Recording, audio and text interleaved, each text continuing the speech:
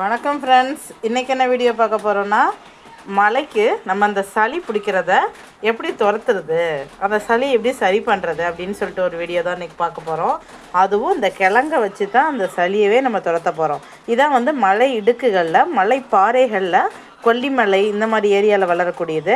இதை எங்கே பார்த்தாலும் மிஸ் பண்ணிடாதீங்க. இந்த ரோமங்கள்லாம் எப்படி இருக்குதுன்னு பாருங்கள். இதான் முடவாட்டுக்கால் கிழங்கு. இந்த கிழங்கை தான் இன்றைக்கி நாங்கள் சூப்பு வச்சு குடிக்க போகிறோம். இந்த கிழங்குக்கு வந்து சூப்புக்கு நாங்கள் எல்லாம் ரெடி பண்ணிகிட்ருக்கோம். நான் மல்லித்தலை எடுத்து வச்சுருக்கேன் கொஞ்சம் தனியாக லாஸ்ட்டாக என்ட்ரு பண்ணுறதுக்காக. இப்போ சூப்பு நமக்கு கொதிச்சிட்ருக்கு. இந்த சூப்பில் வந்து என்னெல்லாம் போட்டிங்க அப்படின்னு சொல்லிட்டு கேட்பீங்க. இந்த சோப்பில் நான் வந்து என்னெல்லாம் மிக்ஸ் பண்ணியிருக்கேன்னு கேட்டிங்கன்னா,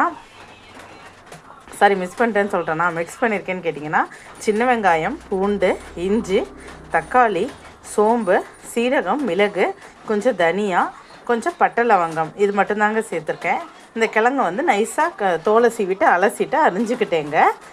இது மாதிரி வந்துட்டு நீங்கள் நல்லா வதக்கி விட்டுட்டு சூப்பை 3 மடங்கு தண்ணி ஊற்றி கொதிக்க விட்டு இந்த கிழங்குல வந்துட்டு மல்லித்தலையை போட்டு ஃபைனலாக வந்து பெப்பர் பொடி பண்ணணும். இனிமேல் தான் பொடி பண்ணி அதில் போட்டு இறக்கி சூடாக குடிச்சிங்கன்னா நமக்கு சளிக்கு, மூட்டு வலி இருக்கவங்களுக்கு, காலுக்கு மூட்டு வலிக்கு எல்லாத்துக்குமே ரொம்ப நல்லது இந்த கிழங்கு. இந்த கிழங்கு நீங்கள் போகிற ரோட் சைடில் எங்கே பார்த்தாலும் மிஸ் பண்ணிடாதீங்க. இது அதிகமாக யார் வச்சுருப்பாங்க இந்த கிழங்கு அப்படின்னு பார்த்தீங்கன்னா, சில காய்கறி கடைகள்லாம் இப்போ கிடைக்கிது. அதிகமாக அந்த சீத்தாப்பழம், கொய்யாப்பழம், வாட்டர் ஆப்பிள்லாம் வச்சுருக்கும்போது அந்த இடத்துல அந்த பையன் டிஃப்ரெண்ட்டாக வச்சுருந்தாப்புல.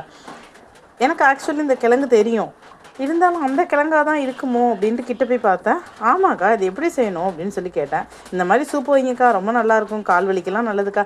சரி, ஓகே, இதோட மெடிசினல் யூசஸ்